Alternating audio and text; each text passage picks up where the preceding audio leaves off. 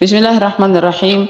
Alhamdulillah wassalatu wassalamu ala Rasulillah Sayyidina Muhammad ibn Abdullah wa ala alihi wa sahbihi wa man walah. Amma ba'd. Alhamdulillah.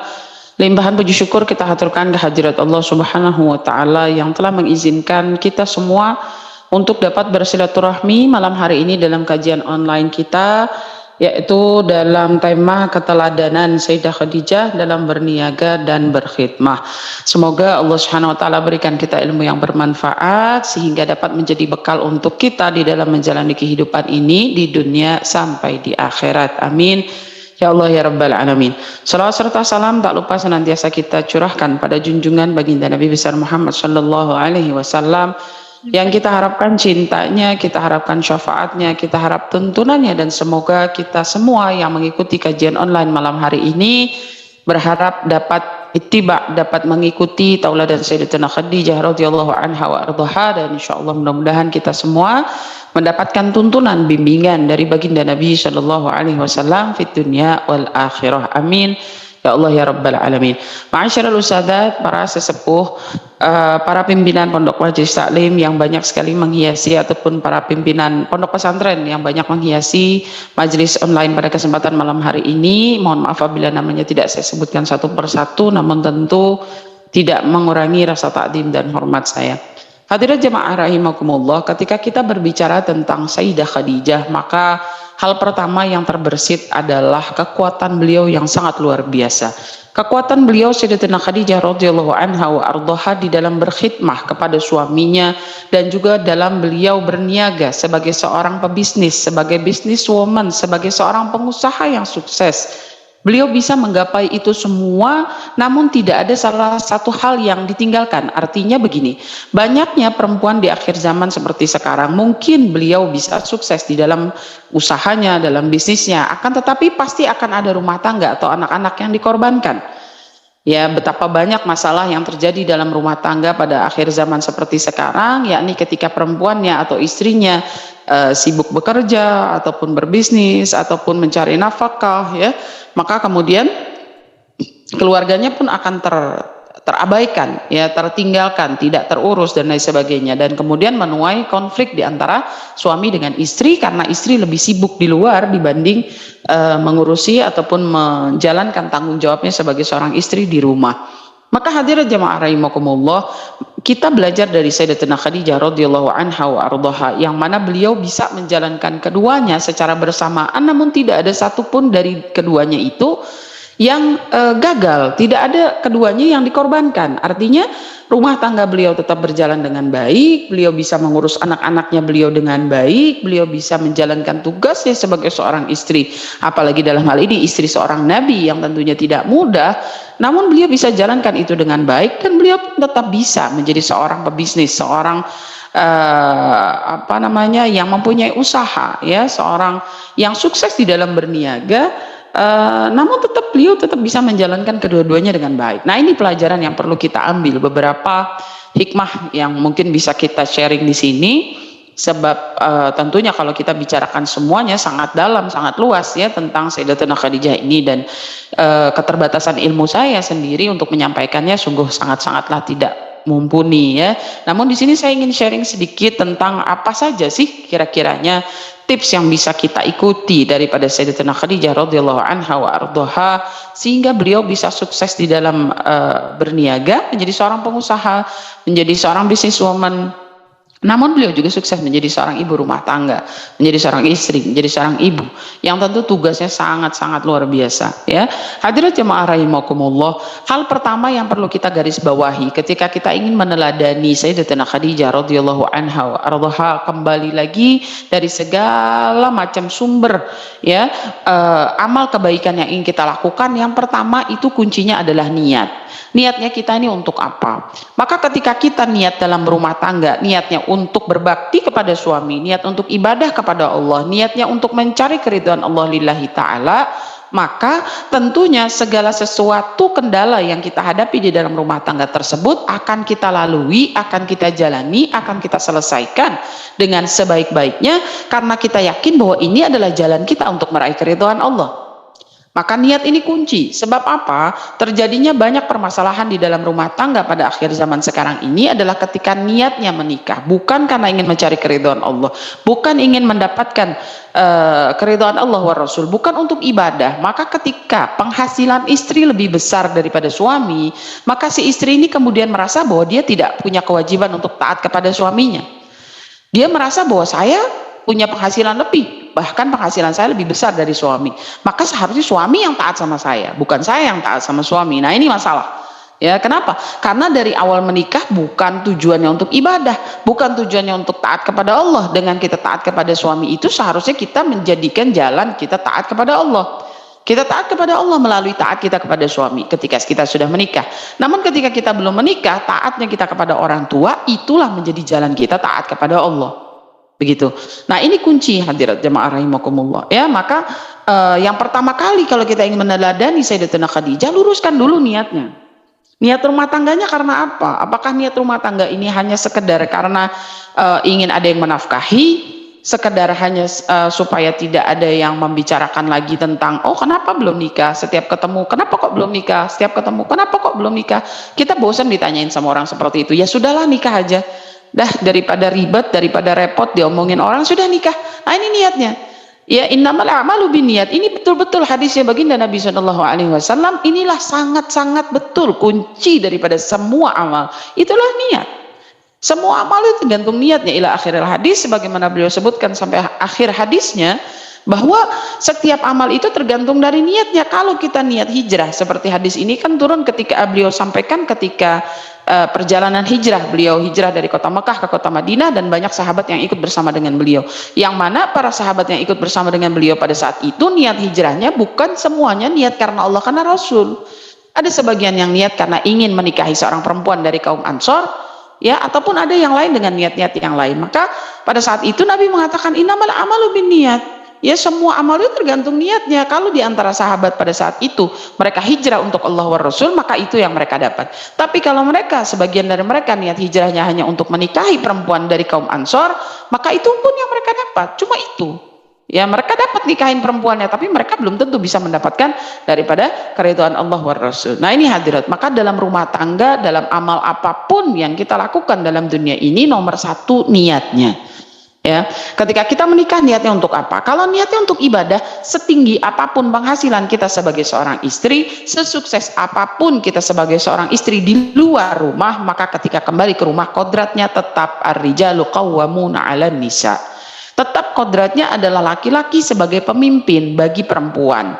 Tetap kodratnya seorang istri adalah makmum bagi suaminya, dan suami adalah imam yang harus kita junjung tinggi, kita taati, kita hormati, kita jaga. Ya, kita berbakti kepadanya, kita rawat dengan baik suami kita. Walaupun di luar kita umpamanya seorang yang terpandang, kita di luar mempunyai jabatan yang tinggi, bahkan jabatan kita lebih tinggi dari jabatan suami barangkali. Akan tetapi kalau kita niatnya rumah tangga karena Allah karena Rasul, ingin taat perintah Allah, Allah perintahkan kita berada di belakang suami, bukan di depan. Nah, ini kunci hadirat. Ya, kita menginginkan sukses kedua-duanya, artinya kita menginginkan seperti Sayyidatina Khadijah yang sukses dalam berbisnis dan juga sukses dalam rumah tangga. Bagaimana bisa demikian? Ya, tadi nomor satu kuncinya, ya, perbaiki terlebih dahulu niatnya. Maka niat ini adalah yang akan mengantarkan kita kepada tujuan kita. Ya, diumpamakan niat ini seperti alamat yang dapat mengantarkan kita kepada tujuan kita. Tujuan kita apa? Tujuan kita dalam menjalankan rumah tangga ini karena Allah karena Rasul. Tujuan kita ibadah, maka niat di awal itu akan mengantarkan kita kepada tujuannya. Ya, maka dengan niat kita karena ibadah karena Allah karena Rasul, maka tentu bagaimanapun keadaan kita, kesuksesan kita dalam berbisnis, ya, di dalam bermuamalah di luar rumah, tetap ketika kembali ke rumah kita adalah istri dari suami kita, bukan atasan. Kita bukan bos, walaupun mungkin ada sebagian di luar sana, ya, para ummahat, para muslimat yang mungkin posisinya suami itu adalah bawahannya kita, ya, umpamanya di kantor kah, di tempat usaha kah, atau bagaimana, kita sebagai atasan daripada suami ketika kita ada di luar. Tapi ketika di rumah, Maka jangan kita lupakan kodrat kita sebagai seorang istri, tetaplah kita adalah makmum. Kita di bawah suami, kita di belakang suami, kita harus taat apa kata suami, minta izin kepada suami, tetap kita hormati apa yang beliau inginkan, tetap kita hormati hak-haknya suami, maka disitulah kita akan mendapatkan kesuksesan ya di dalam menjalankan keduanya, baik menjalankan rumah tangga maupun menjalankan tugas kita sebagai pengusaha. Ya, sebagaimana layaknya Sayyidatina Khadijah radhiyallahu anha wa ardhaha. Ya, yang pertama niat. Yang kedua tentunya keridhaan suami. Ini penting hadirat. Kenapa? Karena betapa banyaknya kita yang berniaga atau kita yang mempunyai usaha, wirausaha, baik secara langsung bekerja dengan kantor dan lain sebagainya, atau yang mempunyai usaha online di rumah dan lain sebagainya, tapi tidak memiliki ridhonya suami. Maka tidak akan pernah berhasil, sampai kapanpun tidak akan pernah berhasil. Percayalah bahwa keridhaan suami itu kunci untuk segalanya setelah niat. Ya, kalau niat kita sudah lurus, niat kita sudah lempeng, niat kita sudah betul, ya ingin melakukan semuanya karena Allah karena Rasul, niat rumah tangga karena Allah karena Rasul, niat berniaga pun niat ingin mengikuti ittiba, mengikuti sunnahnya baginda Nabi Shallallahu Alaihi Wasallam. Beliau berdagang, beliau berniaga, beliau berusaha, ya beliau punya pemasukan sendiri. Ibaratnya beliau mau usaha dengan berdagang, dagang itu sunnah kan. Kita niat dagang, kita niat menjadi seorang pebisnis yang sukses dengan niat ittiba, mengikuti sunnahnya Nabi Shallallahu Alaihi Wasallam. Itu sudah bagus, tapi tidak mendapatkan keridhaan suami, maka tidak akan pernah berhasil. Keridhaan suami di sini, ya posisinya atau tingkatannya itu sederajat dengan keridhaan orang tua. Sebagaimana kita dulu saat belum menikah melakukan segala sesuatu harus atas izin dan ridho dari orang tua kita, maka setelah menikah keridhaan itu pindah kepada tangan suami. Maka biasakan ketika kita ingin melakukan apapun itu, ya apapun itu, ya baik itu bisnis kecil-kecilan kah, bisnis besar kah, baik kita bekerja dengan perusahaan di luar kah, atau kita bekerja di rumah sebagai penjual pedagang online dan lain sebagainya, tetap kuncinya kalau mau berhasil, kalau mau lancar, kalau mau berkah harus ada keridhaan suami. Ini tidak bisa dinegosiasi. Ya, harus ada keridhaan suami. Kenapa? Karena itu sudah mencakup tanggung jawab suami yang memang setiap apa yang kita lakukan itu kita harus dapat izin suami terlebih dahulu. Harus minta izin suami, minta ridhonya. Kalau suami kita ridho, maka Allah ridho. Kalau sudah Allah ridho, maka terbuka semua pintu kemudahan. Ya, tanpa ada kesulitan sedikit pun. Karena apa? Karena sudah mendapatkan keridhaan dari suami dan tentunya sudah mendapatkan keridhaan dari Allah. Nah ini hadirat, ya. Jadi yang pertama niat, yang kedua keridhaan suami. Maka hadirat jemaah rahimakumullah, ya, setelah kita mengikuti bagaimana tauladan Sayyidatina Khadijah yang tentunya niatnya beliau adalah ingin berbisnis itu adalah ingin menopang daripada kegiatan dakwah suaminya, yakni baginda Nabi Shallallahu Alaihi Wasallam. Bahkan beliau merelakan semua hartanya untuk diinfakkan di jalan Allah wa Rasul untuk bisa membantu dakwahnya baginda Nabi Shallallahu Alaihi Wasallam. Maka hadirat jamaah rahimakumullah, ini satu hal yang juga penting untuk kita garis bawahi. Ketika kita diizinkan oleh Allah, dititipkan rezeki yang lebih besar dibanding suami, maka ingatlah, ya, ketika sebaik-baiknya infak, sebaik-baiknya sedekah itu adalah untuk keluarga kita. Dalam hal ini ketika kita yang mencari nafkah atau kita mendapatkan nafkah lebih besar daripada suami, artinya kita mendapatkan rezeki lebih besar dari suami dan kita membantu nafkah dalam rumah tangga, maka itu dihitung sedekah yang paling afdol. Sedekah kepada suami, kepada anak, ikhlas lillahi ta'ala. Jangan pernah kita merasakan bahwa saya yang bayar listrik, saya yang bayar ini, saya yang bayar itu, terus apa gunanya suami? Nah ini hadirat, ya. Atau sekiranya kita sudah menafkahi keluarga, ya, menafkahi anak dan lain sebagainya, dengan keadaan umpamanya suami yang punya nafkah yang tidak sebesar seperti apa yang kita dapat, kemudian satu saat kita mengungkit-ungkit, ya, kita mengungkit-ungkit daripada usaha kita, daripada pemberian kita kepada suami dan anak selama ini, ya, seumpamanya kita saat umpamanya ada gesekan, ada pertengkaran, ya, ada konflik di dalam rumah tangga, kemudian kita bilang saya sudah memberikan ini loh, saya udah nafkah loh, saya udah begini, saya udah begitu, gimana ini saya sudah memberikan segalanya untuk rumah tangga, tapi kamu nggak ngapa-ngapain. Kamu nggak bisa apa-apa. Jadi apa jadi suami? Buat apa jadi suami? Dan lain sebagainya. Ya, naudzubillah tsumma naudzubillah. Maka disebutkan di dalam kitab Uqudul Jen, ya, di dalam kitab Uqudul Jen disebutkan bahwa baginda Nabi Shallallahu Alaihi Wasallam pernah bersabda, siapa orang, ya, apabila ada seorang istri yang dia mengungkit-ungkit pemberiannya kepada suaminya, ya, maka amal ibadahnya tidak diterima selama 40 tahun. Ya, ini dalam kitab Uqudul Jan disebutkan demikian. Maka hati-hati hadirat, jangan sampai kita ini, ya, tertipu oleh tipuan syaitan, kemudian membuat kita seakan-akan kita ini sudah banyak berjasa dalam rumah tangga. Saya mencari nafkah, saya yang bayar ini, saya yang bayar itu. Kamu ngapain aja? Kamu nggak ngapa-ngapain. Allah, kita lupa hadirat bahwa yang ngasih kita rezeki itu siapa? Yang ngasih kita rezeki itu Allah, dan tidaklah Allah titipkan rezeki kepada kita kecuali di situ kita hanyalah sebagai wasilah, sebagai perantara yang mungkin rezekinya suami itu Allah tulis melalui kita. Maka jangan pernah kita merasa sombong, jangan pernah kita merasa tinggi hati, jangan pernah kita merasa telah berbuat banyak untuk rumah tangga dan merasa bahwa diri kita sudah menafkahi keluarga, menafkahi suami dan anak-anak, tapi kita lupa bahwa kita ini cuma wasilah, kita ini cuma perantara, kita ini cuma media yang mana Allah menitipkan rezeki untuk anak dan suami kita melalui tangan kita, kebetulan melalui kita. Sebagaimana juga suami ketika dititipkan rezeki untuk anak dan istrinya, bukanlah semata-mata karena kerja keras suami, tapi itu memang sudah mutlakon rezeki dari Allah untuk anak dan istrinya. Seberapapun yang dia dapat hari itu yang diserahkan kepada anak dan istrinya, itulah rezeki anak dan istrinya yang kebetulan Allah titipkan melalui suami. Ini hadirat, konsep ini yang perlu kita ingat, ya.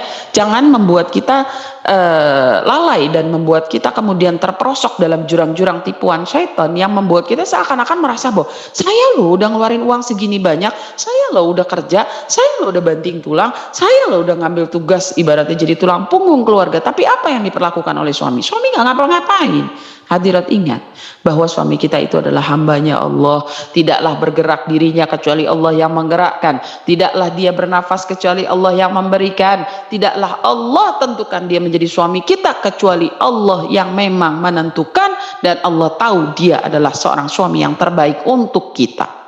Apapun keadaannya, seburuk apapun dia, sejelek apapun dia, ketahuilah ketika dia sudah dijodohkan dengan kita, tandanya dia adalah yang terbaik menurut Allah untuk kita. Walaupun terkadang kita tidak bisa melihat kebaikannya di sisi sebelah mana, seumpamanya, ya, gitu. Padahal di situ adalah dia adalah seorang yang terbaik untuk kita.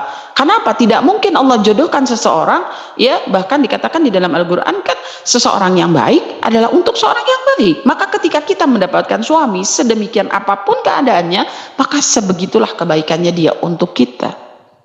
Dan ketika kita menginginkan suami kita menjadi seorang yang baik, maka perbaiki dulu diri kita.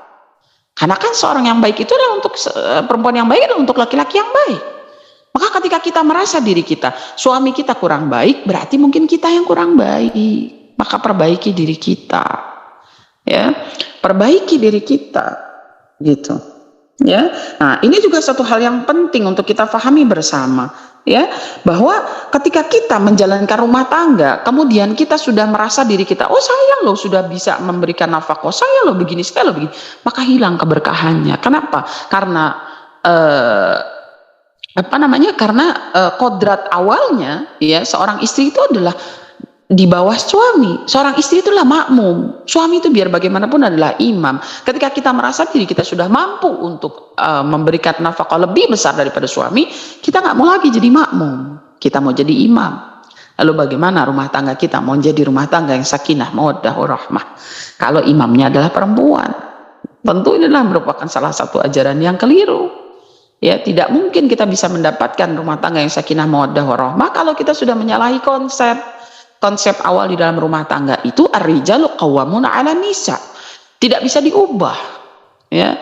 Nah, ini hadirat jamaah rahimakumullah yang perlu kita garis bawahi, ya. Selain daripada niat kemudian kita mendapatkan keridhaan suami, jangan pernah mengungkit-ungkit pemberian kita kepada suami selama kita berumah tangga. Andai kedudukan kita lebih tinggi dari suami, atau pemasukan kita, gaji kita, penghasilan kita lebih besar dari suami, ketika kita ada di rumah, tandanya kita tetap makmum dan suami tetap imam. Tetap hormati, tetap junjung tinggi, tetap kita jangan membuka aib suami. Ya, ini sebagaimana Sayyidatina Khadijah. Hadirat jamaah rahimakumullah, Sayyidatina Khadijah itu sampai habis hartanya, tak tersisa sedikit pun. Tak tersisa sedikit pun. Beliau adalah seorang saudagar kaya raya di kota Madinah pada saat di kota Mekah pada saat itu, sehingga beliau habiskan semua hartanya untuk membantu dakwahnya Nabi Shallallahu Alaihi Wasallam sampai tidak punya apa-apa. Yang dari tadinya seorang kaya raya, janda kaya raya yang luar biasa, sampai beliau memakai baju yang penuh dengan tambalan.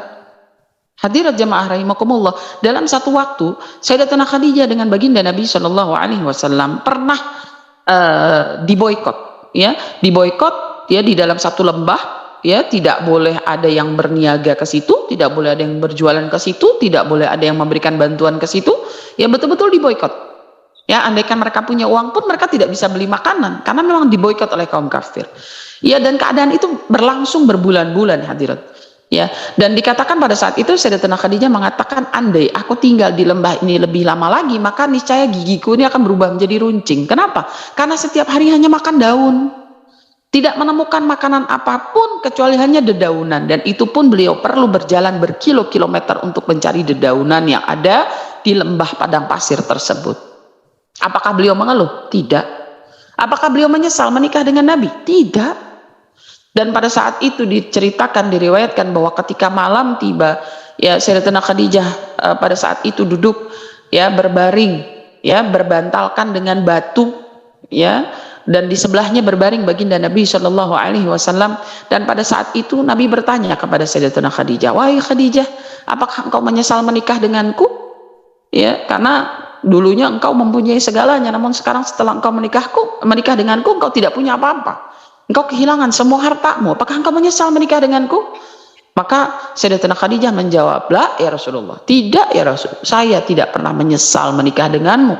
Bahkan Sayyidatina Khadijah berkata pada saat itu, andai engkau membutuhkan perahu untuk menyeberangi lautan, untuk meneruskan dakwahmu, maka kalau aku sudah meninggal nanti, gali kuburanku, ambil tulang belulangku, jadikan dia perahu untuk mengantarkanmu meneruskan dakwah perintah Allah Subhanahu wa Ta'ala. Hadirat jamaah rahimakumullah, ini kaliber Sayyidah Khadijah, perempuan sekaliber Sayyidah Khadijah yang pantas mendapatkan salam dari Allah. Ketika baginda Nabi berada di Gua Hira, maka Allah menyampaikan kepada malaikat Jibril, wahai Jibril, sampaikan padanya bahwa aku berkirim salam kepada Khadijah, perempuan berkelas yang luar biasa, bagaikan permata yang bersinar, yang dijanjikan bahwa beliau seorang perempuan yang memiliki istana terbuat dari mutiara hitam di dalam surganya Allah. Beliau seorang perempuan yang mendapatkan salam dari Allah yang luar biasa tinggi derajatnya. Namun lihat bagaimana pengorbanannya untuk suaminya, bagaimana baktinya kepada suaminya, bagaimana khidmahnya kepada suaminya. Beliau dengan sabarnya mengiringi langkah demi langkah baginda Nabi dalam meneruskan perjuangan dakwahnya. Beliau dengan ikhlas, kehilangan segala hartanya, kehilangan segala kemewahan dunianya, beliau korbankan untuk membantu dakwah baginda Nabi Shallallahu Alaihi Wasallam. Memang terlihat di dunia beliau sengsara, beliau tidak punya apa-apa, hidupnya susah, makan pun susah, pakaian pun memakai pakaian yang compang-camping penuh dengan tambalan.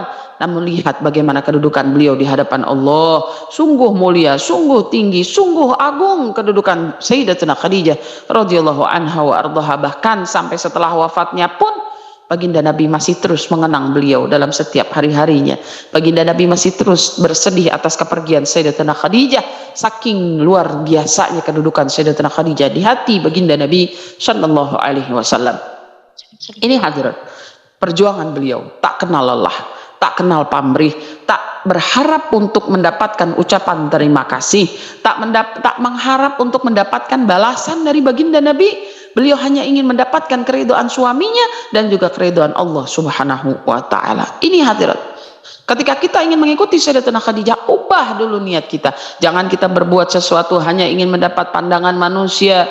Jangan kita melakukan sesuatu hanya sekedar ingin mendapatkan pujian manusia. Jangan kita berbakti kepada suami hanya sekedar ingin mendapatkan pujian dari suami. Ketika kita tidak mendapatkan hal tersebut, maka kemudian kita tinggalkan suami kita.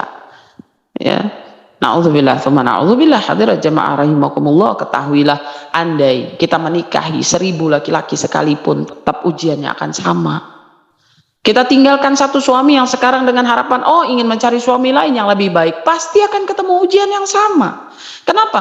Karena ujian itu sudah ditentukan oleh Allah Subhanahu wa Ta'ala sesuai dengan manusia itu, setiap manusia sesuai dengan porsinya. Sebagaimana kita ke dokter, berobat, minta obat, diberikan obat, maka tentu setiap orang itu dosisnya akan berbeda. Lalu kalau sekiranya kita berobat satu dokter, belum selesai kita habiskan obatnya, kita bilang saya belum sembuh, tapi obatnya belum dihabisin. Kemudian kita cari dokter lain, cari dokter lain, cari dokter lain, 1000 dokter kita ganti, pun tetap akan sama, obatnya sama, dosisnya pun sama. Maka ketika kita diuji di dalam rumah tangga, ya, maka kembali kita ingat, ini adalah merupakan satu ujian, dosisnya sudah ditentukan oleh Allah. Kalau kita tidak habiskan, walaupun kita ganti 1000 suami sekalipun, tetap ujiannya akan sama. Dan justru ketika kita berganti suami, kita akan mengulang dari nol. Sekiranya kita sekarang menjalani rumah tangga, sudah setengah jalan, sudah seperempat jalan, sudah sepertiga jalan, atau bahkan mungkin ada yang sebagian sudah hampir finish. Karena rumah tangga itu kita tidak pernah tahu sampai kapan. Kan kita tidak pernah tahu umur kita. Sebagaimana demikian jodoh pun kita tidak pernah tahu jodoh kita ini akan sampai kapan. Maka jangan sia-siakan ketika badai itu datang, hadapi, lewati. Ya, jangan kita tinggalkan. Jangan pernah lari dari ujian. Jangan pernah lari dari ujian, tapi lalui, lewati sampai kita bisa melewati semuanya dan kita selesaikan ujian tersebut sehingga kita bisa lulus dari ujian-ujian tersebut. Dekati Allah, jangan jauh-jauh dari Allah wa Rasul. Sebagaimana Sayyidatina Khadijah tidak pernah jauh dari Allah wa Rasul, itulah kunci keberhasilan beliau di dalam menjalani kehidupan. Maka ketika kita ingin mengikuti Sayyidatina Khadijah, jangan pernah jauh-jauh dari Allah wa Rasul. Karena ketika kita mendapatkan teguran-teguran dari Allah, ujian yang datang itu terkadang adalah teguran. Tanda Allah rindu kepada kita. Allah ingin mendengar daripada doa kita. Allah ingin mendengar daripada rintihan kita. Allah ingin mendengar daripada keluh kesah kita. Yang selama ini kita salah di dalam berkeluh kesah. Kita selama ini lebih memilih mencari manusia untuk mendengarkan keluh kesah kita. Padahal Allah adalah sebaik-baiknya pendengar dari setiap keluh kesah seorang hambanya. Ketika kita yang semasa hidup kita selalu sibuk mencari solusi dari orang-orang di sekitar kita, kita lupa bahwa Allah sebaik-baiknya pemberi solusi, pemberi jalan keluar dari segala keadaan dan permasalahan. Maka ketika kita diuji, tandanya kita sedang ditegur. Bisa jadi kita sedang ditegur oleh Allah. Bisa jadi Allah senantiasa sedang mengangkat derajat kita. Kalau kita merasa bahwa saya selama ini selalu berkeluh kesah kepada Allah, saya selalu doa sama Allah, saya selalu minta kepada Allah, tapi kenapa saya masih diuji? Berarti mungkin Allah ingin mengangkat derajat kita. Allah ingin memberikan pahala sabar kepada kita. Fa innallaha ma'as sabirin. Sungguhnya Allah itu bersama dengan orang-orang yang sabar. Maka perempuan terutamanya, jadikanlah mahkota kita adalah sabar. Sebagai perempuan, jadikanlah mahkota kita adalah sabar, jadikanlah perhiasan kita adalah takwa, jadilah yang mempercantik diri kita adalah rasa malu. Ini nasihat para ulama hadirat jamaah rahimakumullah untuk kita. Jadikan mahkota kita adalah sabar, junjung di atas kepala kita mahkota sabar yang tidak ada habisnya, sabar tidak pernah ada batasnya, sabar yang tidak pernah ada ujungnya. Sampai kapan kita sabar? Sampai kita meninggal dunia baru selesai sabarnya. Disebutkan di dalam kitab Ajalatus Sibaq ila Makarimil Akhlaq karangan daripada Al-Habib Muhammad Al-Haddad. Di situ disebutkan daripada tanda-tanda orang yang punya akhlak yang baik, yakni orang tersebut mempunyai sifat sabar. Sampai kapan sabarnya? Sampai kematian itu menjemput. Ya, sampai mati baru selesai sabarnya. Maka jadikanlah sabar ini sebagai mahkota setiap perempuan yang ada di alam dunia, terutama para muslimat, para akhwat, ya, para ummahat. Jadikan sabar ini sebagai mahkota kita, junjung di atas kepala, usahakan semaksimal mungkin untuk kita menjadi orang yang sabar. Memang tidak mudah, tapi kita akan bisa melakukannya kalau kita mau mujahadah, melawan hawa nafsu, ya. Maka kita akan mendapatkan daripada kemuliaan-kemuliaan orang-orang yang sabar. Dan jadikanlah pakaian kita adalah takwa. Perhiasan kita adalah takwa, bukan berapa besar emas yang kita pakai, bukan berapa gram gelang yang kita pakai, bukan berapa gram cincin yang kita punya, bukan berapa gram kalung yang kita pamerkan, tapi jadikanlah sebaik-baik perhiasan dalam diri kita adalah ketakwaan, takut kepada Allah, bukan takut diomongin orang. bukan takut jadi pembicaraan orang, bukan takut digunjing orang. Oh, saya nggak punya emas, nanti apa kata orang? Oh, saya rumah masih ngontrak, apa kata orang? Oh, saya makan cuman pakai lauk sederhana, apa kata orang? Selalu apa kata orang yang kita jadikan pertimbangan. Kenapa tidak apa kata Allah yang dijadikan pertimbangan? Kita berusaha untuk menjaga perasaan orang. Kenapa kita tidak pernah mau menjaga perasaan Allah wa Rasul di dalam taat kepada Allah? Maka jadikan takwa sebagai sebaik-baik perhiasan dalam diri kita, maka kita akan selamat di dunia dan di akhirat. Dan tentunya hadirat jemaah rahimakumullah, yang terakhir, jadikanlah rasa malu yang menjadi mempercantik diri kita. Rasa malu yang akhir zaman ini sudah banyak hilang di kalangan para perempuan, para muslimat, para akhwat, yang sekiranya mereka tahu bagaimana baginda Nabi memandang wajah mereka saat mereka sibuk mengikuti orang-orang kafir di akhir zaman. Bagaimana air mata baginda Nabi yang mengalir memandang, melihat para ummahat, para muslimat yang sibuk mengikuti tren joget TikTok yang ada di akhir zaman. Bagaimana air mata Sayyidatina Khadijah akan mengalir begitu deras ketika melihat daripada umatnya, para ummahat, para muslimat, ya, perempuan-perempuan muslim yang justru berlomba-lomba membuka auratnya di hadapan laki-laki yang bukan mahramnya. Bagaimana air mata Sayyidatina Fatimah radhiyallahu anha wa ardaha yang melihat para remaja muslimat yang justru bersaing, berlomba-lomba untuk memperlihatkan lekuk tubuhnya di media sosial, bahkan didukung oleh orang tuanya. Na'udzubillah, tsumma na'udzubillah. Hadirat jemaah rahimakumullah, jadikanlah rasa malu yang menjadi perhiasan, yang menjadi mempercantik diri kita, yang memperindah diri kita. Bukan dari seberapa banyak kita disukai oleh laki-laki, bukan dari seberapa banyak foto kita disukai oleh laki-laki, bukan dari seberapa banyak kita digemari oleh laki-laki, tapi jadikanlah rasa malu di sebaik-baiknya, yang mempercantik diri kita, yang membuat kita mulia di hadapan Allah, yang membuat kita mulia di hadapan baginda Nabi Sallallahu Alaihi Wasallam, adalah dengan kita mempunyai rasa malu yang sangat besar, terutama malu di dalam melakukan maksiat. Sebagaimana di akhir zaman seperti sekarang, orang berbuat maksiat tidak malu, bahkan bangga memamerkan dirinya berbuat maksiat, bangga. Maka ini yang perlu kita koreksi hadirat jemaah rahimakumullah. Kita ingin mengikuti Sayyidatina Khadijah, meneladani beliau, maka jadikanlah rasa malu ini yang menghiasi diri kita. Jangan gampang-gampang diri kita mengumbar keindahan diri kita di hadapan orang-orang yang bukan mahram. Jangan gampang-gampang kita mengumbar diri kita, kecantikan diri kita di media sosial, ataupun kecantikan anak-anak kita. Maka tutupilah, sembunyikanlah, karena itulah yang sebaik-baiknya kecantikan, yakni yang dihiasi dengan rasa malu. Inilah hadirat jemaah rahimakumullah tentang bagaimana agar kita dapat mengikuti, meneladani Sayyidatina Khadijah. Ya, di dalam beliau berniaga, beliau sukses menjadi seorang businesswoman. Kenapa? Karena niatnya, karena Allah, karena Rasul. Niatnya ingin mengikuti sunnahnya baginda Nabi Shallallahu Alaihi Wasallam. Niatnya ingin membantu dakwahnya Rasul. Maka Allah mudahkan daripada usaha beliau sampai bisa berkembang pesat sedemikian rupa. Maka kalau kita ingin bisnis kita sukses seperti beliau, ikuti niat-niat beliau. Yang demikian, tentunya dari sekian banyak niat beliau yang lain yang banyak, ya, niat-niat soleha dari beliau, salah satunya dari apa yang tadi telah saya sebutkan. Kemudian yang kedua, tentunya kesuksesan beliau adalah karena mendapatkan keridhaan dari suaminya.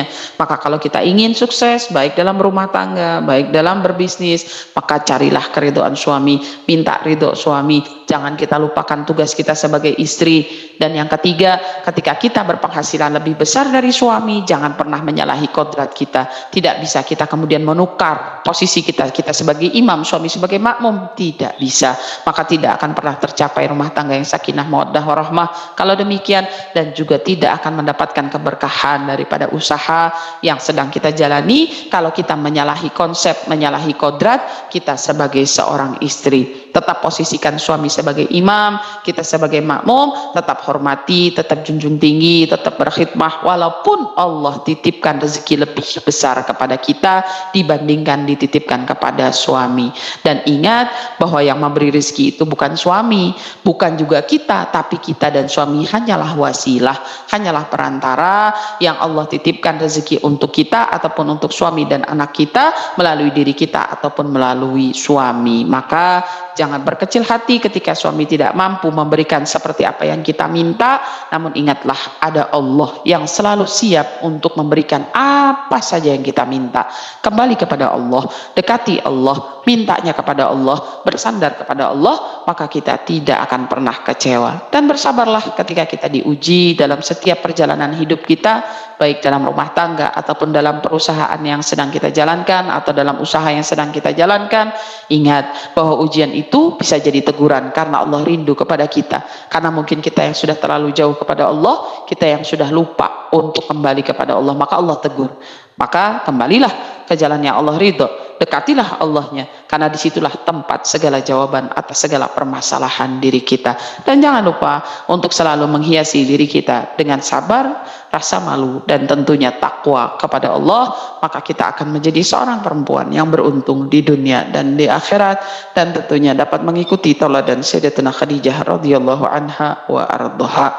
Insyaallah, amin ya Allah ya rabbal alamin. Demikian hadirat, barangkali ada yang mau ditanyakan, silahkan. Amin, amin ya rabbal alamin. Terima kasih tausiahnya Syarifah, penjelasan yang Syarifah sampaikan sampai bisa mengetuk hati kami untuk segera meluruskan niat Syarifah dan segera mencari ridho suami. Alhamdulillah. Usaha dikit aja Allah sudah sayang sama kita ya Syarifah, apalagi dengan Betul. usaha yang sangat besar. Insya Allah rahmat Allah lebih besar lagi untuk kita semua. Gitu. Betul. Alhamdulillah Syarifah, ini banyak sekali chat yang masuk, obrolan masuk untuk pertanyaan. Saya izin membacakan pertanyaannya ya Ustaz Syarifah. Monggo Pertanyaan silakan. pertama, saya seorang TKW Syarifah. Bagaimana hukumnya karena jauh dari keluarga? Saya ingin meringankan beban suami dalam berumah tangga dan saya selalu mengalami kebangkrutan dengan usahanya. Tapi saya ikhlas Syarifah. Ini hukumnya bagi saya bagaimana Syarifah, perempuan yang bekerja di luar negeri? Karena tidak bisa hormat suami setiap hari karena harus jauh gitu. Monggo Syarifah akan dijawab. Oke. Jadi begini ya, apapun pekerjaan kita, tadi yang saya sampaikan ya, kuncinya itu, yang penting nomor satu niat ya, luruskan niatnya. Kemudian yang kedua tadi, apakah suaminya ridho ya, ketika kita melakukan pekerjaan tersebut. Kalau memang suaminya ridho, ya berarti tidak masalah begitu kan. Yang penting suaminya ridho. Jadi kalau kita sudah dapat ridhonya suami, insya Allah Allah juga ridho. Tentunya dalam hal ini pekerjaan-pekerjaan yang tidak ada unsur maksiat ya. Gitu. Kalau ada unsur maksiatnya, maka walaupun suaminya ridho, tetap itu adalah satu hal yang dilarang gitu ya. Maka kalau misalkan pekerjaan ini pekerjaan yang halal ya, kemudian memang atas izin suami gitu ya, suaminya ridho gitu ya, dan memang sudah ada kesepakatan antara kedua belah pihak dan tidak ada konflik, artinya tidak ada masalah, kemudian tidak membuat suaminya jadi marah dan lain sebagainya, ya itu silahkan saja begitu. Tapi kalau sekiranya pertimbangannya mungkin niatnya baik ya begitu, tapi kemudian suami tidak meridhoi kita berangkat, maka jangan berangkat begitu ya. Tapi kalau suaminya meridhoi ya silahkan saja, tapi tentu kita perlu tahu konsekuensinya ya. Kita perlu tetap usahakan, walaupun mungkin kita tidak bisa bertemu dengan suami dalam waktu yang cukup lama, tapi setidaknya kita masih berusaha untuk menjaga komunikasi yang baik dengan suami begitu kan, sehingga tetap terjalin, bisa menjaga rumah tangga tersebut akan menjadi rumah tangga yang utuh begitu. Wallahu a'lam. Oke. Terima kasih Syarifah. Pertanyaan selanjutnya. Assalamualaikum Syarifah. Saya seorang janda dengan 2 putri. Bagaimana cara saya untuk berbakti kepada suami yang sudah meninggal? Monggo Ustazah Syarifah. Oh iya, enggak. Iya, oke.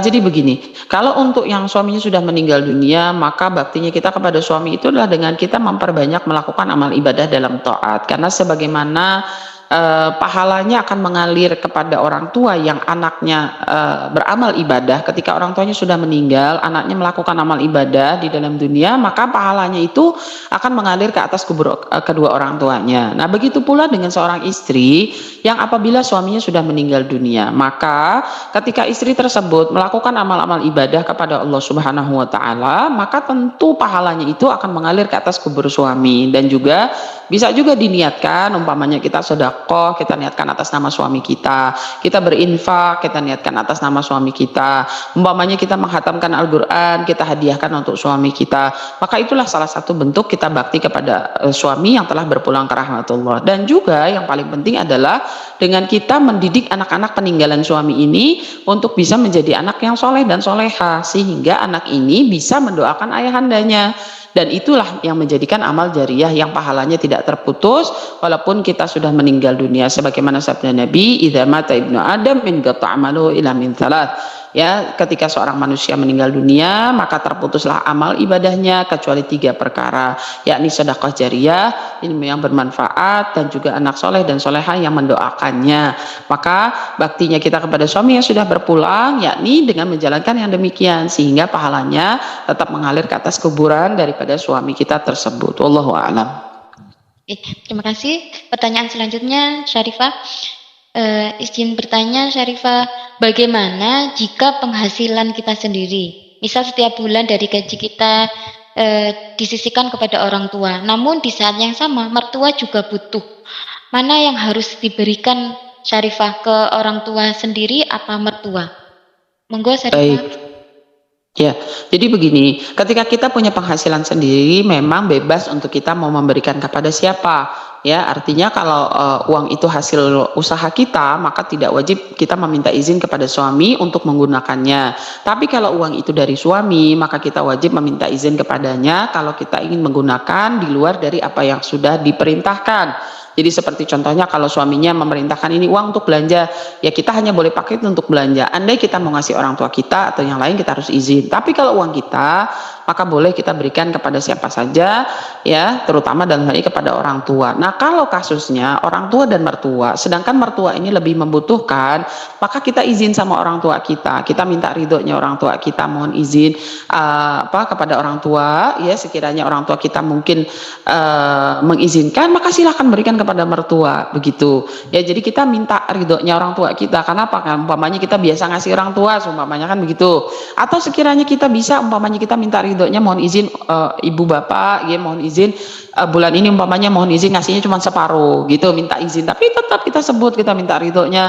Kenapa? Karena ini mertua lagi susah, begini-begini, mohon izin ya. Umpamanya kita minta izin hari ini atau bulan ini kita kasihnya cuma separuh. Kenapa? Karena separuhnya kita kasih kepada mertua. Atau kalau memang sekiranya orang tuanya memang dalam keadaan berkecukupan, artinya tidak kekurangan, maka tidak ada salahnya untuk kita membantu mertua kita yang mungkin sedang dalam kesulitan, namun kita tetap minta izin, minta ridho pada kedua orang tua kita yang memang sudah biasa kita berikan setiap bulannya. Begitu barangkali, wallahu a'lam.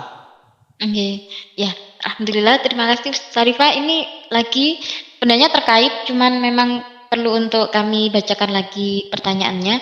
Izin bertanya, Syarifah, bagaimana jika ekonomi keluarga itu kurang, tetapi istri itu ingin membantu suami dengan bekerja. Laki-laki ini karena penghasilan istri bisa membantu kerjaan suami, tetapi suami kurang suka dan tidak mengizinkan untuk bekerja, padahal hutang sudah menumpuk. Nah, ini harus solusinya seperti apa, Syarifah? Monggo.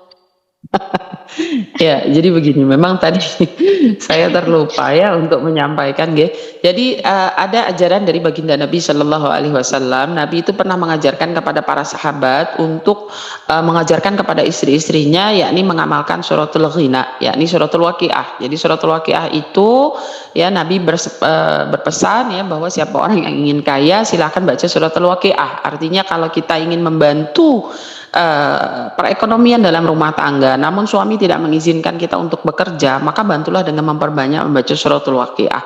Ini mujarab, sungguh-sungguh mujarab. Silahkan dicoba. Yang penting yakin, ya. Kemudian membaca suratul waqiahnya ini tidak sekali, ya, tergantung seberapa kebutuhannya kita di dalam rezeki tersebut, ya.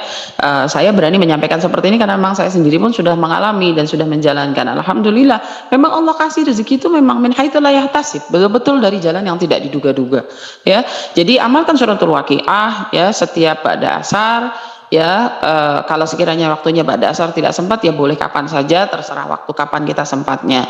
Namun bacanya itu tidak 1 kali, tapi minimal 3 kali, lebih banyak lebih bagus. Artinya sesuai dengan kebutuhan kita ya. Seumpama kebutuhannya sangat besar ya, tadi contohnya untuk membantu melunasi hutang-hutang dan lain sebagainya mau sudah sangat banyak, boleh kita baca 7 kali, 11, 40 kali kalau sanggup ya. Seumpamanya kalau baca 40 kali suratul Waqiah dalam 1 hari ya jangan kaget nanti tiba-tiba dapat uang jatuh dari langit ya. Allah, amin. Asal mau mengamalkan itu dengan mudah gitu ya. Jadi kita baca suratul Waqiah karena memang Nabi yang sudah kasih janji itu suratul Ghina ya. Kemudian dengan menjalankan sholat duha jangan ditinggal ya. Dan ini juga yang paling penting sebagaimana disebutkan di dalam kitab Perhiasan Bagus dan juga kitab Tanbihul Ghafilin karangan Habib Utsman bin Aqil bin Yahya. Di situ disebutkan ya salah satu hal yang dapat menjadi satu siksaan bagi seseorang yang meninggalkan sholat fardu atau sholat 5 waktu, yakni diangkat keberkahan dari rezekinya. Nah ini hadirat yang mungkin kadang kita tidak ngeh ya, gitu. Mungkin kita sibuk bekerja, pokoknya cari nafkah, cari uang, tapi sholatnya ditinggalkan. Nah ini nggak akan pernah barokah. Barokah itu apa sih? Barokah itu bukan rezeki yang banyak, tetapi rezeki yang mungkin tidak banyak tapi cukup untuk semua kebutuhan rumah tangga. Atau mungkin yang disebut barokah itu adalah ketika kita butuh ada rezekinya gitu. Setiap kita minta ada dikasih, setiap kita butuh ada, itu barokah ya. Maka ini juga satu kunci yang mungkin bisa menjadi bahan evaluasi untuk kita semua. Jangan sampai kita ini hanya mengejar dunia, kita usaha dagang ini itu apa segala macam, kerja dan lain sebagainya sampai nggak kenal waktu, tapi kita tinggalkan sholatnya. Nah, ini juga perlu kita pesan untuk suami dan anak-anak kita, seumpama mereka bekerja, ingat jangan sampai tinggalkan sholat, karena banyak sekali orang-orang ini bekerja dengan dalih bekerja, saya tuh bekerja nggak sempat sholat lah. Terus memang yang ngasih rezeki ini siapa? Yang ngasih rezeki ini Allah, bukannya bos tempat kita bekerja, bukannya pedagang apa, bukan pembeli yang datang membeli dagangan kita. Memang yang mendatangkan pembeli itu siapa kalau bukan Allah? Memang yang memberikan kita pekerjaan itu siapa kalau bukan Allah? Maka bagaimana rezeki kita mau barokah kalau sekiranya kita berusaha mencari rezekinya tapi kita tidak mengerjakan perintah daripada yang memberi rezeki. Nah, ini juga penting gitu. Jadi kalau memang ingin membantu suami, kiranya suami tidak mengizinkan untuk bekerja, maka silahkan perbanyak dengan ibadah, zikir, sholawat yang banyak, baca sholawat yang banyak ya, baca suratul Waqiah yang banyak, sholat duha yang banyak. Insya Allah keberkahan rezeki daripada suaminya itu akan menjadi mencukupi semua kebutuhan rumah tangga, bahkan mungkin bisa berlebih-lebih daripada rezeki yang kita harapkan dibanding kita bekerja, memaksakan bekerja tapi suaminya tidak mengizinkan. Wallahu a'lam. Amin, amin ya rabbal alamin. Terima kasih Ustazah. Qabil tuh ijazah nggih untuk waqiahnya. Dan alhamdulillah Syarifah halaqah Ufwah Batul ini sudah ada riyadhah baca waqiah setiap sore 3 kali. Ini Masya ada Allah. ya alhamdulillah, tapi semoga makin meyakinkan kami, makin memantapkan kami untuk di jalan ini. Terima kasih Amin. ijazahnya Syarifah. Untuk soal selanjutnya izin membacakan lagi Syarifah. Monggo. Bagaimana cara seorang istri menyikapi suami yang waktunya itu lebih banyak dihabiskan kepada pekerjaan, sering pulang malam, bahkan hari libur kadang tetap mengerjakan pekerjaan. Ya, jadi ini padahal istri itu juga membutuhkan quality time. Jadi seolah-olah ini butuh spirit dari Syarifah agar si istri yang mendapati suami yang seperti ini bisa lebih hatinya tenang, lebih tatak. Monggo Syarifah. Oke. Ya, jadi begini, apa ya? Yang pertama kali ya perlu kita ingat kembali bahwa ketika suami sibuk bekerja ya atau sampai tidak punya waktu untuk keluarga, tidak kenal waktu ya, bahkan hari libur pun tetap bekerja. Coba kita tarik mundur sesaat ya. Apakah yang membuat suami itu menjadi seperti itu? Artinya, apakah karena mungkin rongrongan kita, tuntutan kita yang sangat besar, sehingga membuat suami ini berusaha semaksimal mungkin untuk memenuhi kebutuhan kita tersebut, sehingga dia memaksakan dirinya untuk bekerja tanpa lelah, tanpa istirahat, bahkan hari libur pun dia bekerja. Kenapa? Karena dia pikir hal itu yang bisa membahagiakan istrinya. Nah ini juga kita perlu perlu kita runut ke belakang begitu ya, sebelum kita memvonis atau sebelum kita menyalahkan suami dalam arti ini kita merasa tidak nyaman dengan sikap suami yang demikian, coba kita runut ke belakang. Apa yang menyebabkan suami itu bisa seperti itu? Apakah karena kita yang menuntut berlebihan, ya, tuntutan rumah tangga, tuntutan keluarga, begitu ya, untuk biaya ini, biaya itu, biaya dan lain-lain, sehingga suami ini merasa bahwa oh, kalau saya punya uang banyak, kalau saya bekerja menghasilkan uang banyak, tentu istri saya akan bahagia. Mungkin itu sebabnya, begitu ya. Nah, ini perlu dirunut ke belakang ya. Jadi kita tidak bisa menyalahkan sepihak, tapi kita harus runut dulu ke belakang, apa sebabnya? Apakah karena tuntutan kita yang membuat dia menjadi seperti itu? Atau yang kedua, bisa jadi memang mungkin karena suaminya ini jenis yang workaholic atau orang yang senang bekerja. Itu jiwanya dia, itu kesenangannya dia, itu satu hal yang membuat dia bahagia ketika dia bisa bekerja, ya, menghabiskan waktunya untuk bekerja, sehingga dia merasa bahwa dirinya berjasa sebagai seorang laki-laki. Dia merasa bahwa dirinya ini, harga dirinya ada di situ. Dia merasa bahwa dirinya ini mencukupi keluarga, mencukupi istri, menyenangkan istri dengan penghasilan yang dia dapat, maka dia merasa di situ dia tercukupi begitu, secara emosional dan dan kesehariannya itu mereka, suami ini merasa bahwa ini loh tugas saya sebagai suami, gitu loh. Itu bisa seperti itu. Atau yang ketiga, kemungkinan yang ketiga, ya, bisa jadi karena suami tidak nyaman berada di rumah, tidak nyaman dengan kita. Mungkin kita yang tidak bisa mengerti sifat suami, ya. Hadirat jamaah rahimakumullah, terutamanya ini saya sedikit sharing ya, barangkali para muslimat bisa juga ikut menyimak daripada video-video dari Dr. Aisyah Dahlan, ya, itu seorang psikolog yang sangat bagus ya untuk memotivasi kita di dalam rumah tangga. Jadi kita belajar juga tentang psikologinya, bagaimana sih menghadapi suami itu harus bagaimana. Barangkali kita yang tidak paham cara berkomunikasi dengan suami, ya, karena suami itu, laki-laki itu otaknya berbeda dengan otak perempuan. Ya kan, tidak bisa disamakan. Maka cara kita berkomunikasi dengan laki-laki pun tidak sama dengan kita cara berkomunikasi dengan kita sesama perempuan. Terutama untuk suami yang baru pulang kerja, yang masih lelah dan lain sebagainya. Biasanya 10 menit pertama itu tidak boleh kita ajak bicara terlebih dahulu. Artinya jangan suami datang tuh langsung kita sambut dengan, "Pak, ini belum, ini gas habis, ini habis, susu anak habis, pempes habis, semua habis." Wah, ya pantas kalau suaminya nggak mau pulang jadinya, gitu kan ya. Kenapa? Karena dia merasa di kantor dia lebih dihormati, dia di kantor dia lebih dihargai, gitu kan. Ketika sampai di rumah, bantuin dong cuci piring, bantuin dong nyapu, bantuin dong buang sampah, baru pulang, gitu kan. Nah, ini kita perlu pahami tentang bagaimana psikologinya ketika kita berbicara dengan suami. Jadi biasanya 10 menit pertama ketika suami pulang itu biarkan dulu dia cooling down, dia dari luar ya, dia capek dan lain sebagainya.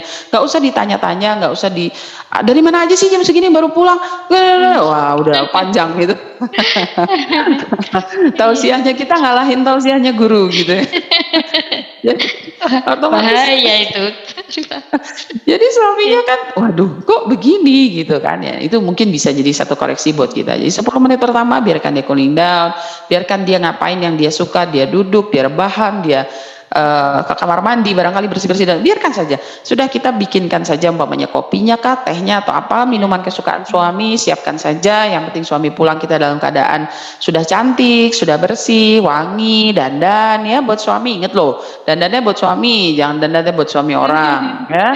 Nah, ini kadang kan konsepnya kita ini loh kadang suka keliru ya. Kenapa? Karena kalau di rumah, ngapain dandan, kan di rumah nggak kemana-mana. Coba, emang suaminya bukan orang? Kan suaminya orang.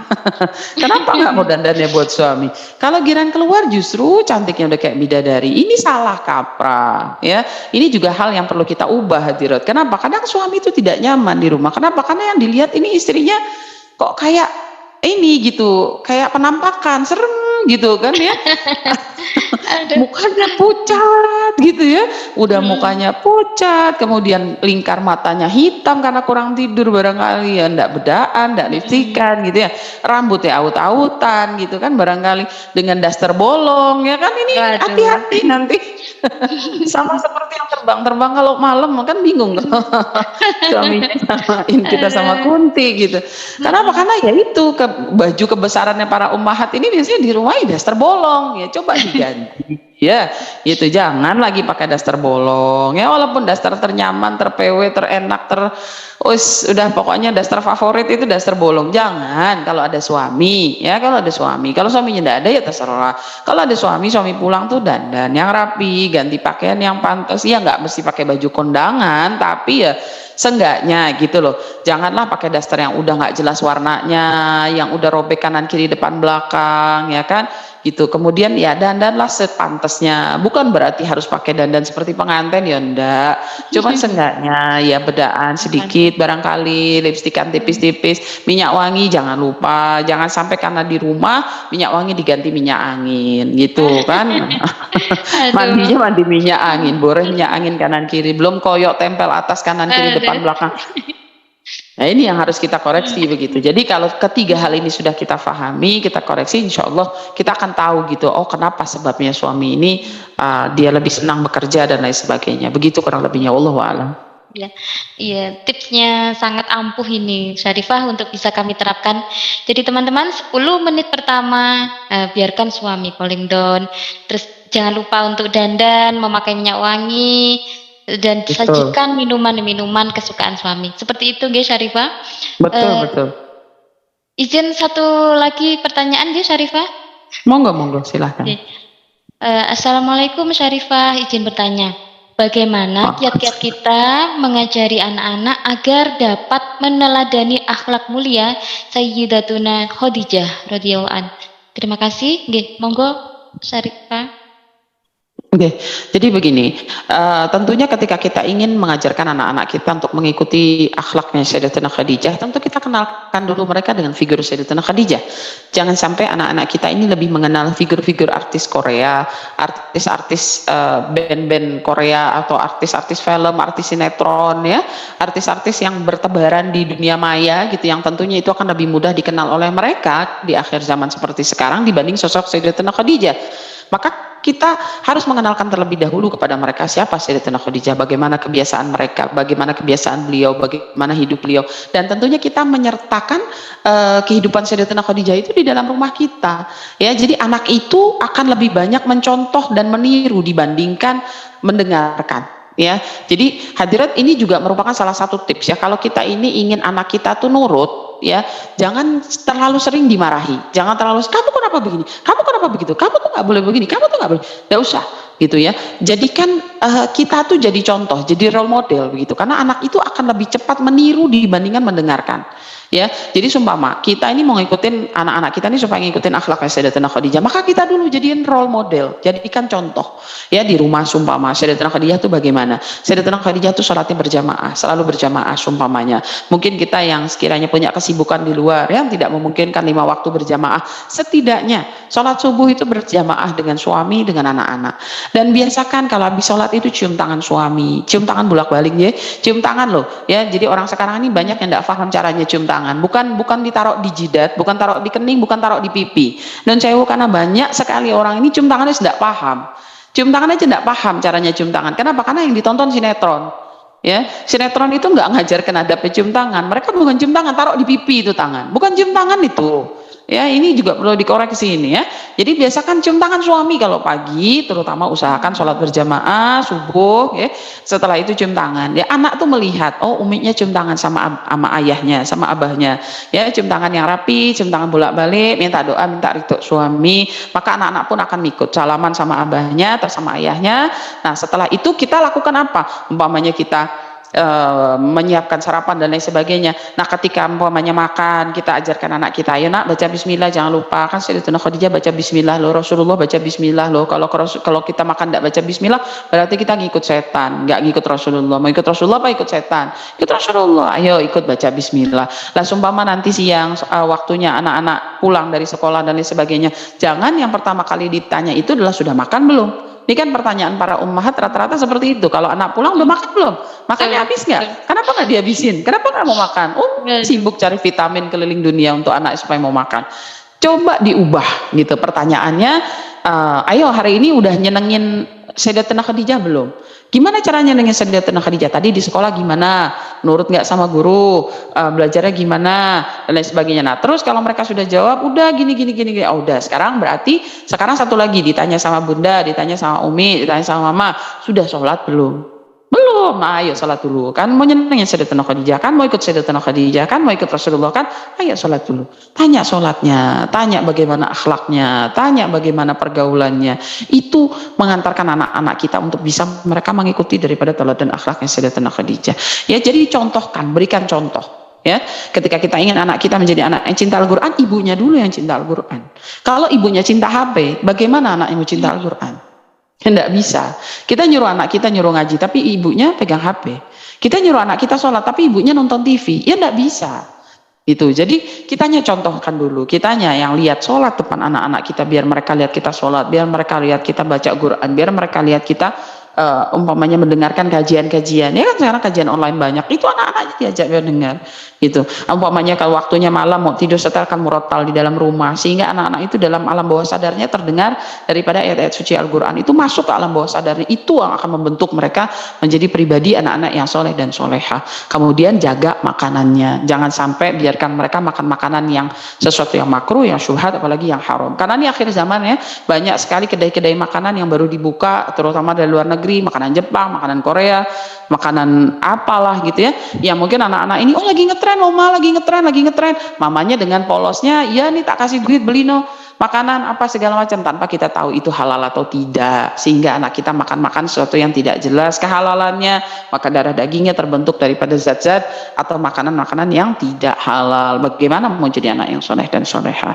Nah, itu dijaga. Jadi segala sesuatu dikaitkan dengan Sayyidatina Khadijah. Nih ngikutin Sayyidatina Khadijah lo, nutup aurat tuh ngikutin Sayyidatina Khadijah lo, punya rasa malu tuh ngikutin Sayyidatina Khadijah lo. Terus diceritakan seperti itu, sehingga mereka familiar dengan Sayyidatina Khadijah dan mereka akan selalu punya motivasi. Oh ya, saya mau ikutin Sayyidatina Khadijah. Begitu kurang lebih. Allahu a'lam. Oke, terima kasih tipsnya Syarifah. Alhamdulillah tepat 21.09 taklim hari ini bisa diakhiri dengan doa dari Syarifah. Monggo Syarifah untuk menutup kajian ini dengan taklim, dan saya mohon maaf teman-teman yang pertanyaannya tidak bisa kami bacakan semuanya, keterbatasan waktu. Syarifah monggo untuk doanya untuk kami semua.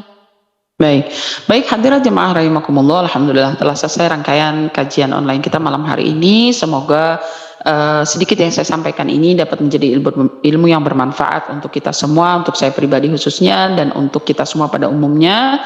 Dan semoga ini dapat menjadi bekal untuk kita menjadi seorang perempuan yang lebih baik lagi, memperbaiki diri kita, jangan bosan untuk terus mengupgrade diri kita, menambah ilmu kita, dan terus senantiasa memperbaiki daripada segala kekurangan yang ada pada diri kita. Memang kita adalah manusia, al-insan mahalul khata' wan nisyan. Manusia itu tempatnya lupa dan salah, maka jangan bosan-bosan untuk terus mendengarkan nasihat agar kita selalu diingatkan, sehingga kita bisa terus menjadi seseorang yang lebih baik lagi dari hari yang sebelumnya.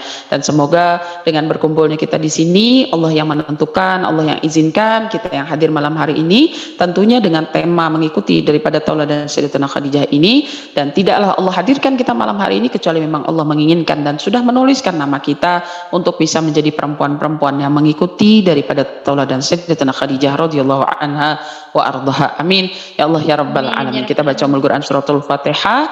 Semoga Allah Subhanahu wa taala mengijabahkan semua niat dan hajat kita, dan semoga Allah menuntun kita agar bisa menjadi seorang perempuan yang lebih baik lagi, dan tentunya menjadi perempuan-perempuan yang bisa berada di belakang Sayyidatina Khadijah di yaumil kiamah nanti. Amin ya Allah ya rabbal alamin. Ala hadhihi niyah wa ala kulli niyatin salihah jami'ah wa ila hadratin nabi bi sirril asraril Fatihah. A'udzu billahi minasy syaithanir rajim. Bismillahirrahmanirrahim. Alhamdulillahi rabbil alamin. Ar-Rahmanir Rahim. Maliki yaumiddin.